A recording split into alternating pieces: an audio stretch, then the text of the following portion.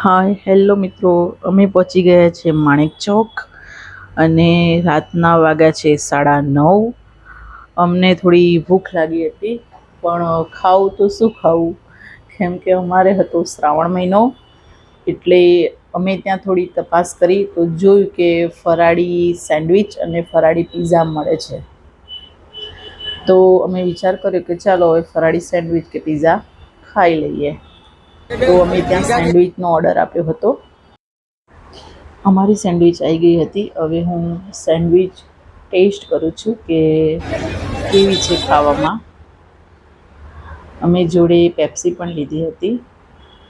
Test સારો છે એનો, અને આ લારીનું નામ પણ માણેક ચોક સેન્ડવિચ જ છે.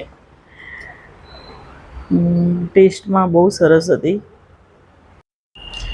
જે કોઈને પણ નાઇટ ફૂડ ખાવાની બહુ જ ઈચ્છા હોય કે રાતે અહીંયા 1 વાગ્યા સુધી માણેક ચોક બજાર ખુલ્લું હોય છે. ઘણા ટાઈમથી અમારે અહીંયા આવું હતું, તો મેં કીધું ચાલો હવે એકવાર જઈ આવીએ. અને બીજું પણ થોડું કંઈ કામ હતું અમારી જોડે. પછી અમે રબડી આઈસ્ક્રીમ મંગાવ્યો હતો, તે પણ ફરાળી હતી.